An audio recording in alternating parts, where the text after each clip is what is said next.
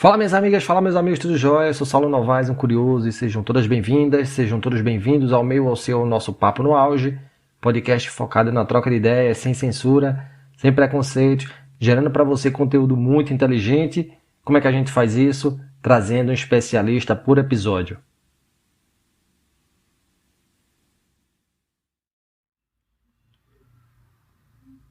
Quando falamos de políticas públicas, dizemos que são disposições, medidas e procedimentos que traduzem a orientação política do Estado e regulam as atividades governamentais relacionadas às tarefas de interesse público. São também definidas como todas as ações de governo, divididas em atividades diretas de produção de serviços pelo próprio Estado e em atividades de regulação de outros agentes econômicos. As políticas públicas em saúde integram o campo de ação social do Estado, orientado para a melhoria das condições de saúde da população e dos ambientes natural, social e do trabalho. Sua tarefa específica em relação às outras políticas públicas da área social consiste em organizar as funções públicas governamentais para a promoção, proteção e recuperação da saúde dos indivíduos e da coletividade. Nessa lógica, o Sistema Único de Saúde, o SUS, criado pela Lei nº 8080 de 19 de setembro de 1990, também chamada de Lei Orgânica da Saúde, é a tradução prática do princípio constitucional da saúde como direito de todos e de todas e dever do Estado.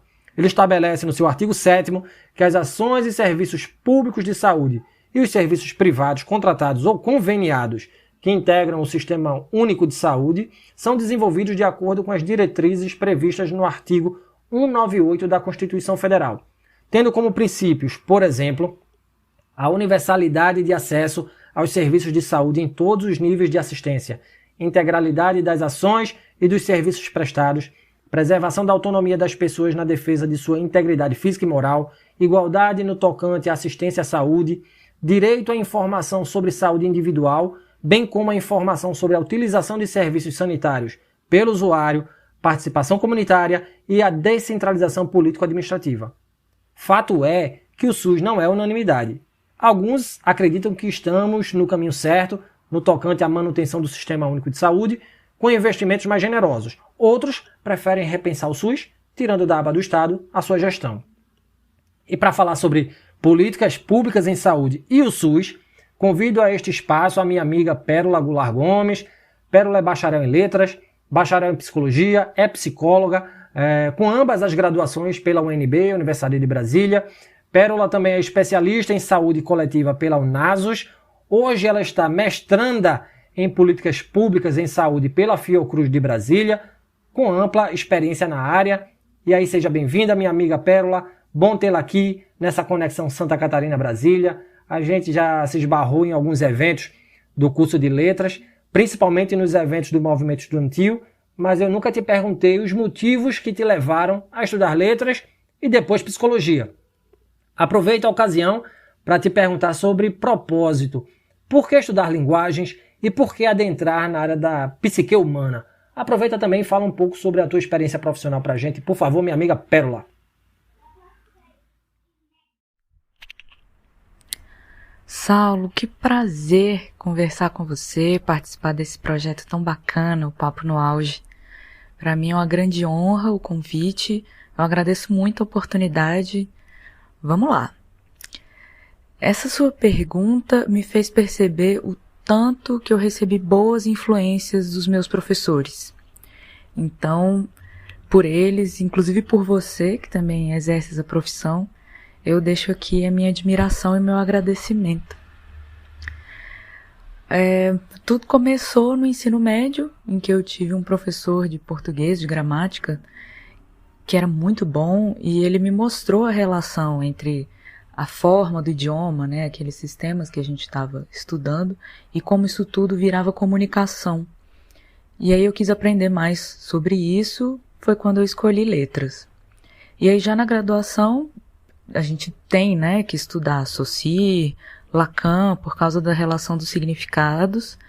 E aí eu estudei semântica, semiótica, semiologia e fui parar na análise do discurso crítica. Foi quando eu aprendi que a linguagem cria relações e realidades também. Isso tudo me levou a refletir bastante sobre essa coisa humana, né, naturalmente humana, que é de criar significados. E aí eu fui para psicologia. Enquanto eu ainda estava fazendo o meu TCC do bacharelado em letras, a minha orientadora era a professora Isabel Magalhães. E naquela época, por coincidência, ela estava publicando o livro Eu e Tu, a Constituição do Sujeito no Discurso Médico, que foi o resultado de um trabalho dela sobre as relações de poder entre médicos e pacientes através dos discursos. Naquele momento eu ainda não sabia, mas esse trabalho dela me sensibilizou muito. Quando eu cheguei na psicologia, eu fiquei encantada pela psicologia da saúde. E aí eu conheci a professora Larissa Polejac, que foi quem me apresentou o SUS, quem me apresentou a postura ética do cuidado. Ela foi minha professora, foi minha orientadora do bacharel e juntas nós fizemos alguns projetos muito bacanas.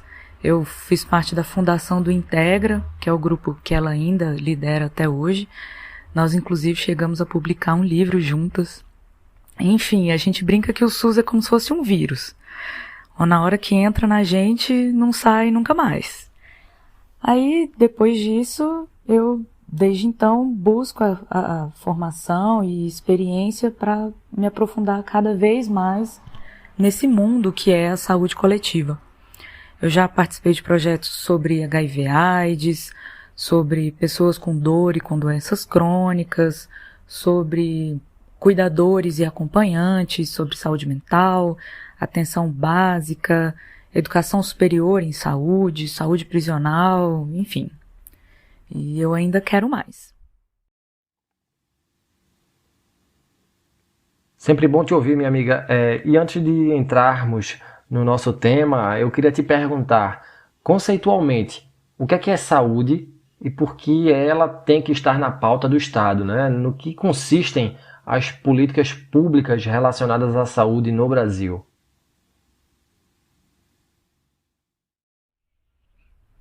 Oh, meu Deus, você não tem uma pergunta um pouco mais simples, não?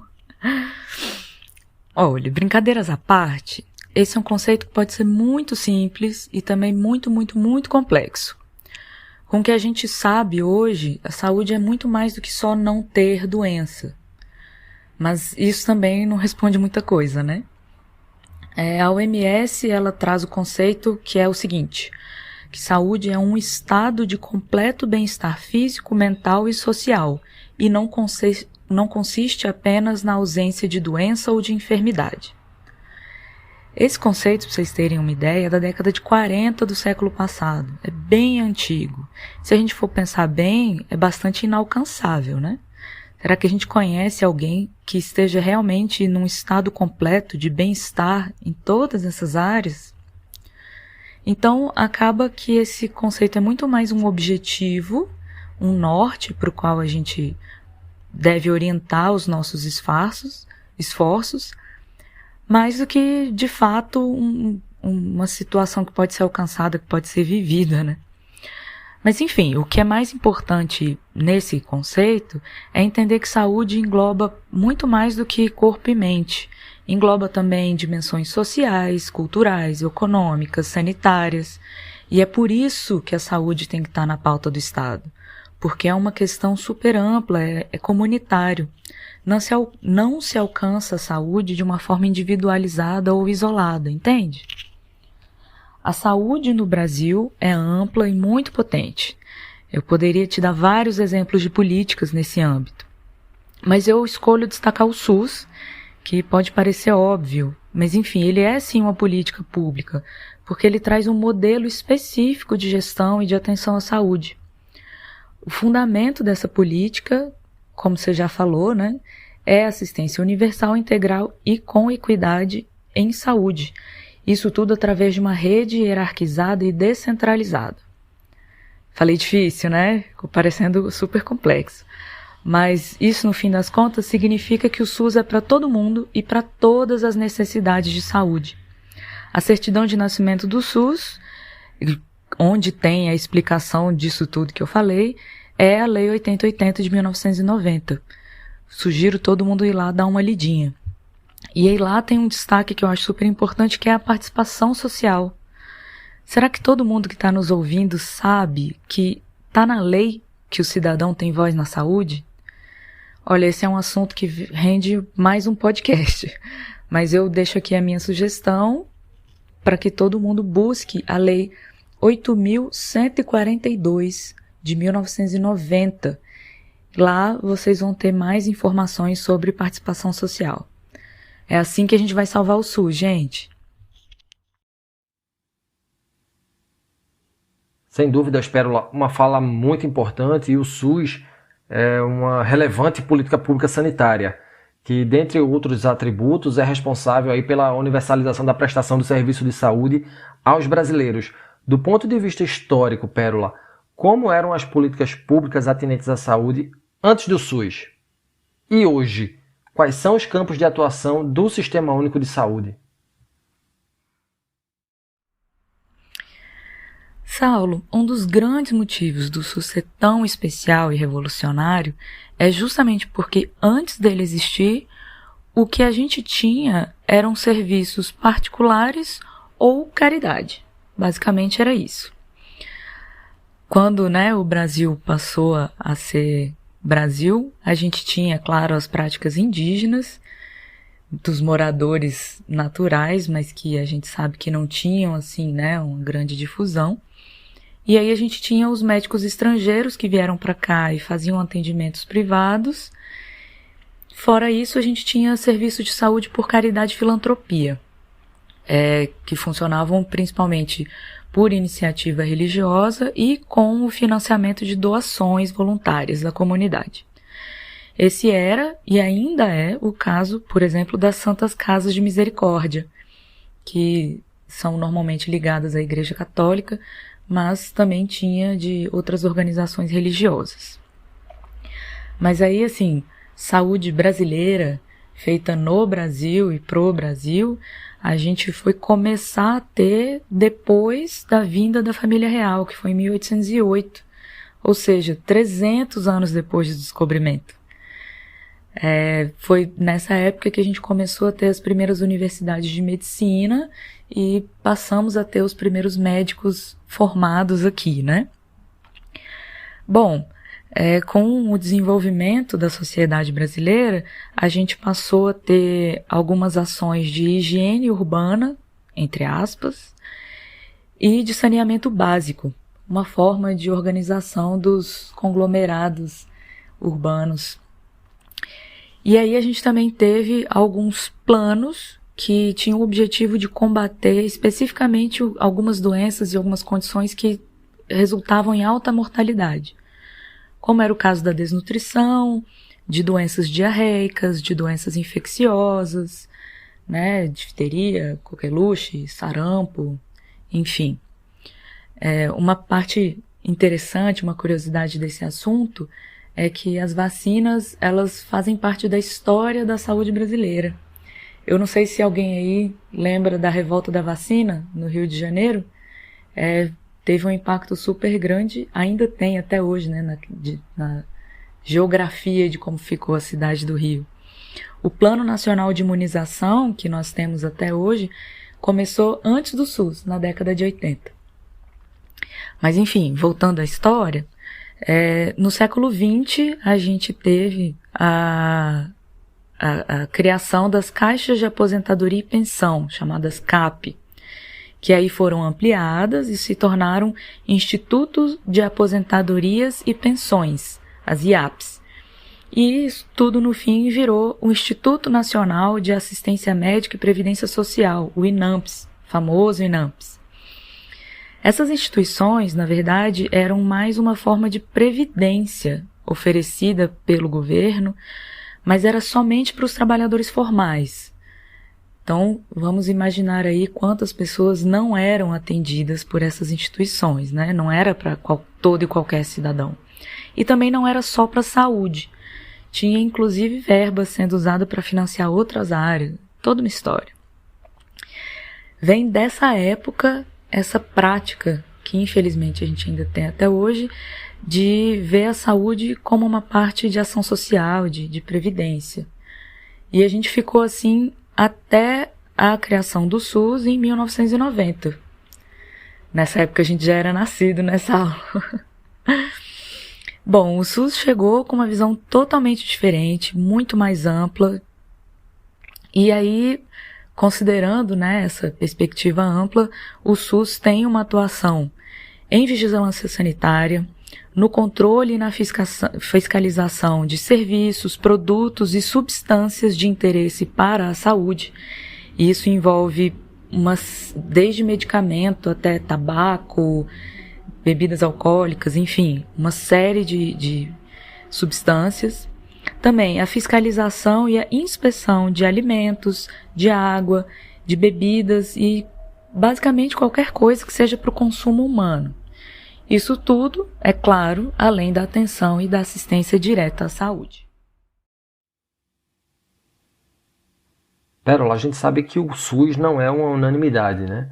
Há pessoas que criticam o SUS e não usam seus serviços. Qual é a relevância dessa política pública para a população que de fato se vale dos seus préstimos? Amigo, é justamente pelo que a gente acabou de conversar sobre os campos de atuação do SUS, é que é um grande erro pensar que qualquer pessoa aqui no território brasileiro não usa o SUS. Se a pessoa bebe água, ela está usando o SUS. O SUS está nos alimentos, na bebida, no cigarro, no serviço de água e esgoto, nas farmácias. Até os planos de saúde particular estão envolvidos no SUS, porque o funcionamento dos convênios é regulamentado pelo sistema. Sem contar que é exclusivo do SUS alguns dos recursos mais avançados que a gente tem em saúde, como é o caso de transplante de órgãos e tecidos, o tratamento completo para o HIV. Enfim, a gente precisa entender que é um sistema único. Vamos dar uma ênfase nesse único. É um só para todo mundo, no país inteiro, inclusive para quem não é brasileiro. Se a pessoa está em território brasileiro, ela tem direito ao uso do SUS. Já está na hora da gente parar com essa história de que SUS é para pobre, SUS é caridade, que é um serviço ruim só para quem não tem outra opção. Isso é um papo que veio lá daquela época das casas de misericórdia, do INAMPS. Isso é antigo. Hoje nós temos um dos maiores e melhores sistemas de saúde no mundo. Várias outras nações nos admiram. E a gente precisa se apossar disso, a gente precisa defender o SUS como um patrimônio nacional.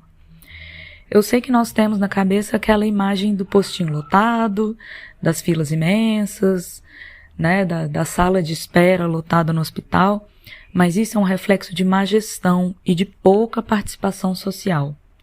Se nós aprendermos sobre como o SUS funciona, sobre como nós podemos exercer os nossos direitos e deveres dentro dele, nós vamos entender que a saúde é um fenômeno coletivo, comunitário, e que nós temos uma joia nas mãos.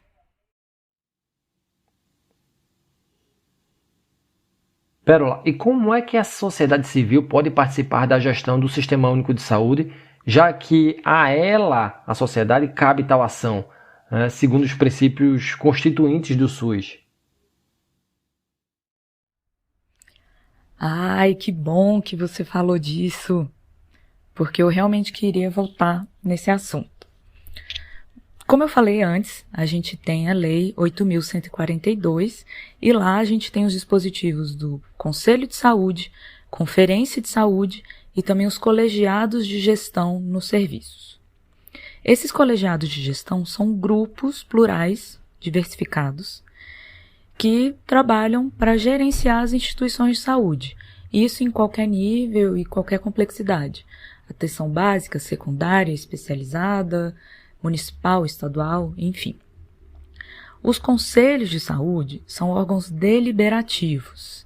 Eles são espaços participativos para reivindicação, formulação, controle e avaliação da execução das políticas públicas de saúde. Resumindo, lá eles discutem e eles realmente decidem. Isso é super importante. As conferências de saúde são fóruns públicos. Eles acontecem de 4 em 4 anos. Eles começam com as discussões em nível local, depois vão para o estadual e aí chegam no nacional. Lá, nas conferências, o objetivo é avaliar e propor diretrizes para a formulação da política de saúde. Ou seja, lá vem sugestões, mas são sugestões super fortes, que pretendem orientar as políticas que vão ser desenhadas. Vocês percebem como são vários espaços e que esses espaços vão desde o mais doméstico, aqui pertinho, no vizinho, até chegar no país inteiro? Em todos esses espaços, nós temos a participação de segmentos sociais representativos do SUS. Ou seja, a gente tem os prestadores de serviços, os trabalhadores, também temos os gestores e temos, com certeza, os usuários. Então, para que o cidadão comum possa participar, é preciso se integrar nessas representações. Aos nossos ouvintes, eu sugiro fortemente que cheguem ao serviço de saúde mais próximo, aí pertinho da sua casa, e perguntem, cadê o representante, cadê o conselheiro de saúde, quando que é a próxima reunião? Procurem saber e participem. E aí, as ouvidorias, elas não são espaços de representação, mas elas também são super importantes, viu? Descubram qual é o número da sua cidade, do seu estado, e usem, falem. Bote a boca no mundo, meu povo. Minha amiga, quais são hoje os maiores gargalos enfrentados pelo SUS no que diz respeito à sua operacionalização, como também à sua amplitude de assistência? Hoje você só tá fazendo pergunta difícil, amigo. Olha, não tem uma resposta única, porque os desafios são tão amplos e tão complexos quanto o próprio sistema. Assim, de cara, eu posso citar da formação do profissional de saúde voltado para o SUS, das dificuldades e desvios na gestão, da judicialização, da integração dos sistemas de informação, enfim, um monte. Mas eu escolho destacar aqui sobre a cultura e a perspectiva sobre a saúde e a disputa do mercado. O SUS, ele é feito de gente. Ele nasceu da cabeça e da vontade de muitas pessoas. E ele só existe enquanto houver pessoas que o apoiem. Como eu falei antes, existe essa visão de que o SUS é uma caridade, é uma coisa mal feita só para pobre, de que o SUS é ruim. Essa visão é muito útil para quem quer lucrar com a saúde. Vamos ficar atentos. A saúde envolve muito dinheiro, pessoal. E dinheiro atrai interesse. Tem um monte de indústria lucrando pra caramba com esse fenômeno do SUS emperrado. A indústria farmacêutica, a indústria laboratorial, de insumos, a indústria da saúde mental. A gente não pode ser ingênuo de achar que as indústrias estão preocupadas com a saúde das pessoas. Vocês sabiam que a internação psiquiátrica de uma pessoa em um serviço privado custa de 600 a 6 mil reais por dia? Por dia! E assim, nesse tipo de serviço a pessoa nunca fica internada um dia só, né? Temos estudos que indicam que a média é de 30 dias. Esse cálculo vai de 18 mil a 180 mil reais para uma pessoa só. E o governo paga valores como estes para internar cidadãos em clínicas particulares. Quando o governo não tem um serviço próprio para oferecer, ele é obrigado a oferecer esse serviço fazendo parcerias, fazendo convênios. E aí o preço é outro, né, pessoal? Olha, enquanto isso, no SUS nós temos os Centros de Atenção Psicossocial, que são os CAPs. Eles são voltados para a saúde mental de jovens, adultos, crianças, para pessoas com sofrimento mental, tanto em níveis mais leves até os mais severos, e também atenção a casos de uso e abuso de álcool e drogas, por exemplo. Os CAPs apresentam resultados muito bons, reconhecidos mundialmente, e eles funcionam a partir do que a gente tem de mais moderno na saúde mental. o repasse do governo federal para um CAPS do tipo 1, que atende atende áreas que têm a partir de 20 mil habitantes, o repasse é de menos de R$30 mil por mês. Estão percebendo a diferença? Então, agora fica mais claro por que tem tanto empresário super feliz com o fechamento dos CAPs, enquanto a população sai num tremendo prejuízo? Isso é muito triste e aconteceu já com uma única assinatura dos governantes em um papel, assim, de um dia para o outro. Para quem se interessar, abre aí o seu buscador e coloca nova política de saúde mental. E olha, se prepara para ficar muito indignado. Pérola, a gente viu aí no último mês de outubro que o presidente Jair Bolsonaro chegou a publicar decreto que dispunha sobre a qualificação da política de fomento ao setor de atenção primária à saúde no âmbito do programa de parcerias de investimentos da Presidência da República para fins de elaboração de estudos de alternativas de parcerias com a iniciativa privada. O decreto, por sua vez, foi revogado, dada a enxurrada de críticas sobre o seu teor. Qual seria o impacto desse decreto para a saúde pública caso fosse levado a cabo? Eu começo essa resposta defendendo que a mudança de atenção básica para atenção primária é muito mais do que uma troca de nome. Isso envolve vários conceitos e pressupostos técnicos, enfim, mas não é esse o ponto. O que mais vale a pena falar aqui é que esse decreto não é uma ação isolada. Ele é uma etapa de um grande processo que está acontecendo dentro do SUS, que é o desejo de privatização. Várias outras ações têm acontecido com esse objetivo há tempos, a gente precisa ficar atento. E assim, te respondendo bem diretamente, o impacto da aprovação desse decreto seria o de empresas e instituições privadas investindo na área mais abrangente de saúde que a gente tem, como se fosse o mercado imobiliário, como se fosse a Bolsa de Valores. E, gente, vamos combinar, né? Ninguém investe por caridade. O investidor quer o seu retorno em lucro. Quanto menor o investimento e maior o lucro, melhor. Isso é fácil de entender.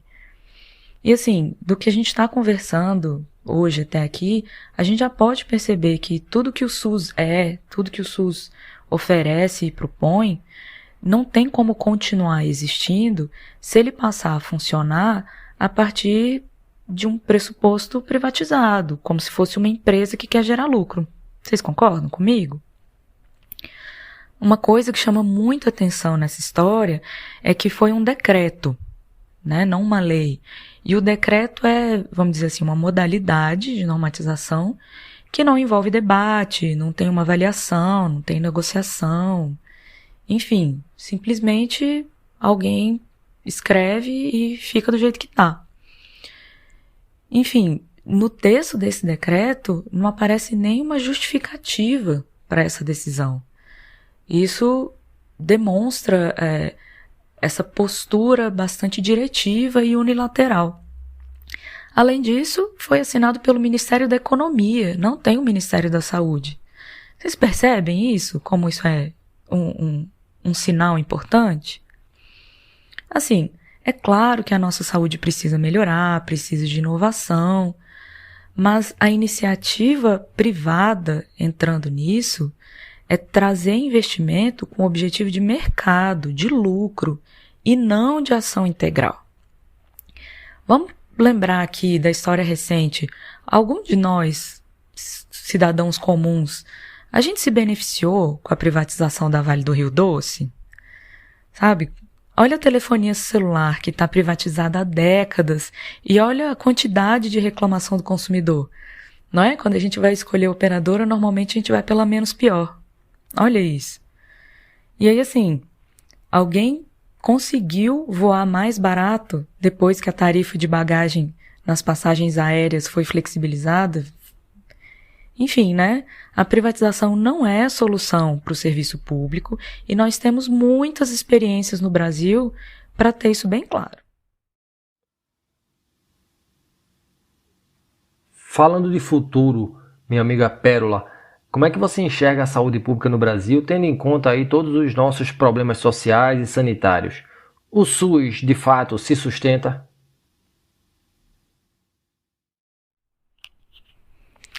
Amigo, a situação tá difícil. O SUS é um sistema novo, está em desenvolvimento e enfrenta muitas pressões desde que nasceu.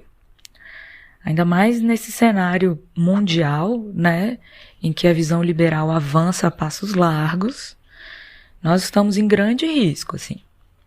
Mas também nós temos profissionais, temos movimentos sociais que estão muito atentos, estão dedicados à defesa do SUS como ele é, universal, integral, com equidade, com participação social. Nós temos anos e anos de pesquisas científicas comprovando que o sistema funciona, que ele é bom. Nós temos muita gente pensando e trabalhando para o avanço desse sistema, dessa lógica de que a saúde é social, a saúde é coletiva. Essa questão toda da Covid-19, por exemplo, foi um grande alerta à população para que todos prestem atenção e desenvolvam opiniões fundamentadas sobre a saúde. Eu honestamente não sei o que vai acontecer, mas eu desejo que todo cidadão invista um tempinho para aprender mais sobre o SUS, para entender o seu papel sobre o SUS e que realmente vá pro debate, vá para as urnas, pensando o que deseja para a saúde, não só para a própria saúde, mas também de seus familiares, da sua comunidade. Entendendo aquilo que a gente falou lá no comecinho, né? Não é só ausência de doença, é toda uma situação de saúde, de bem-estar. E assim, o que eu posso afirmar é que nós vamos continuar trabalhando com muita técnica, com conhecimento e com esforço. E chegamos ao fim deste episódio do Papo no Auge. Na pauta de hoje, saúde, com a minha amiga Pérola Goulart Gomes, mestrando em Políticas Públicas em Saúde pela Fiocruz. Pérola, minha amiga, que bom poder voltar a falar contigo e agora neste espaço, né? Gratidão demais por sua generosidade, por sua colaboração, partilhando teu conhecimento tão rico e substancial. Valeu demais, minha amiga. Querido, queridíssimo, foi um super prazer bater esse papo com você e com seu público. Eu desejo que tenha sido útil e vocês podem contar comigo sempre que vocês quiserem. Eu deixo aqui o meu desejo de muito sucesso ao Papo no Auge, a você e a todos que estão nos escutando. E não esqueçam, viva o SUS! Um grande abraço! E lembro a vocês que nos escutam de nos seguirem nas plataformas agregadoras de podcast. Estamos no Spotify, no Google Podcast, na Apple Podcast e na plataforma da Anchor. Nos sigam, curtam, compartilhem nossos áudios, afinal o conhecimento precisa ser propagado. Grande abraço a todas e todos e até o próximo episódio.